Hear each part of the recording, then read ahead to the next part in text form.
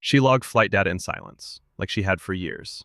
They called her the robot behind her back. No one knew she once wore captain's wings or why they were taken.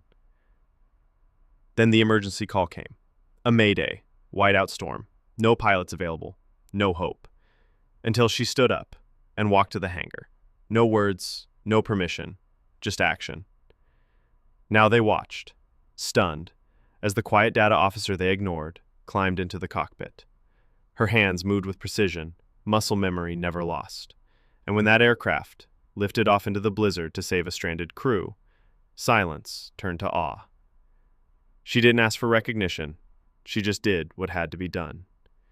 If stories like this move you, stories of quiet strength and hidden courage, subscribe. And tell us, from which city are you watching this story? At 9:52, the signal began to flicker.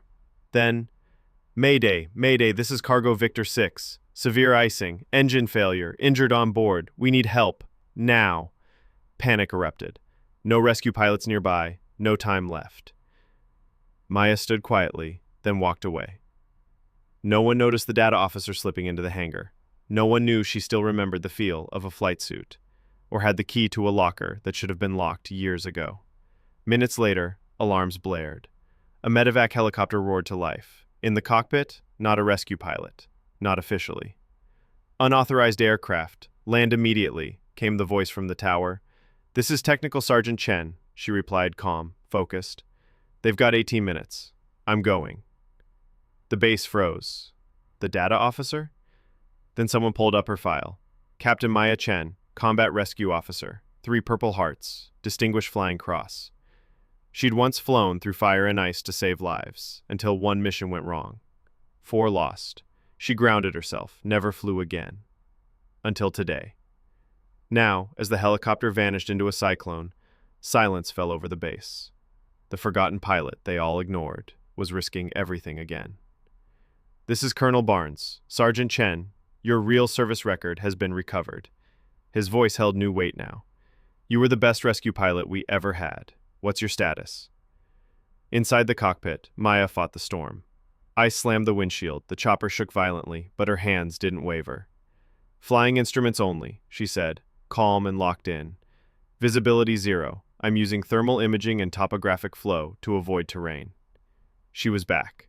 The instincts, the focus, all of it alive again. Then a weak signal cut through the static. This is Cargo Victor 6. We're down. 2 engines out. 3 injured. Pilot unconscious. Maya's heart stopped.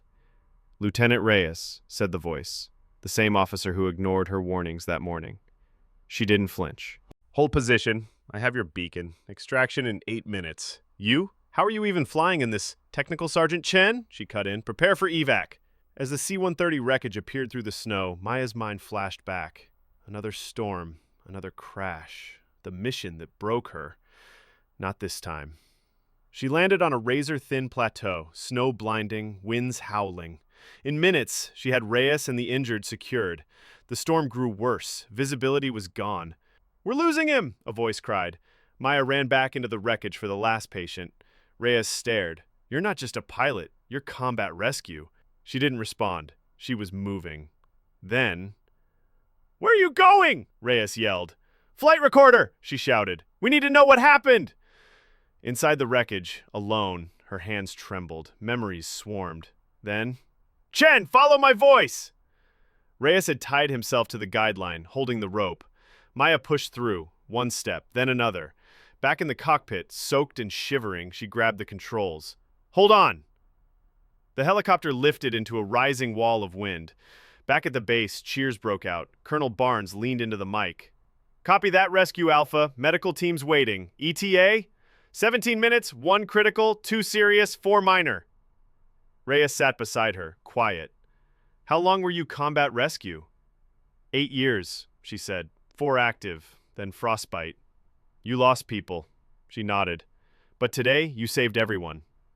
She didn't answer, just focused on landing. As the chopper touched down, medical teams swarmed in. Maya remained in the seat, hands finally trembling. 5 years in the shadows, one storm to bring her back. And this time, everyone came home. Maya Chen stepped out of the cockpit, helmet in hand, snow clinging to her flight suit. Colonel Barnes stood before her, not with a reprimand, but with a crisp salute. "Captain Chen," he said, voice clear above the wind, "welcome back to active duty." For a moment, Maya froze. Then muscle memory took over. She returned the salute, eyes burning. Around them, the entire base stood at attention, saluting the once-forgotten data officer now revealed as a legendary pilot. Lieutenant Reyes limped forward, awe and regret on his face. "You knew," he said. "You tried to warn us this morning." Maya didn't respond. "Why didn't you tell anyone who you were?" She looked up at the stormy sky. "Because I wasn't her anymore. Until today." Inside the medical bay, a doctor confirmed what she already knew. Mild hypothermia, exhaustion, but no serious injuries. "Remarkably fit," he noted, impressed. "I never stopped training," Maya replied. Outside, Barnes waited. In his office, he scrolled through her service record. Air Force Cross nominee, 3 Purple Hearts, 7 Distinguished Flying Crosses, over 200 missions. "That seems relevant to me." She stood at parade rest as he asked what really happened during Operation Frostbite. Calmly, Maya recounted it. The whiteout, the call she made, the helicopters that didn't make it back. "I pushed the window too far," she said. "You saved lives," Barnes countered. "The Air Force doesn't punish heroes. We promote them." He handed her a field promotion. "Sleep on it. But there's someone who wants to see you." It was Colonel Harrington, her former CO from Frostbite. "You always have a choice, Maya," he said. "And you chose right. Both then and now." That night, she finally turned over the photo frame she'd kept face down for 5 years. Her old rescue team. "We got them this time," she whispered. The next morning, she walked the tarmac in a flight suit, spine straight, gaze clear. As she approached the helicopter, Barnes nodded. "You're reinstated. But I need to know you're ready." Maya looked to the mountains. "I wasn't running from flying," she said quietly. "I was running from failing them again. But I remembered. Saving others is how we honor the ones we lost." Weeks later, she stood in a simulator room, her captain's insignia gleaming. "Experience matters," she told the trainees. "Trust your instincts when the data doesn't add up." Reyes approached after class. "I put in for weather analysis training," he said. "If you're willing to teach." Maya smiled.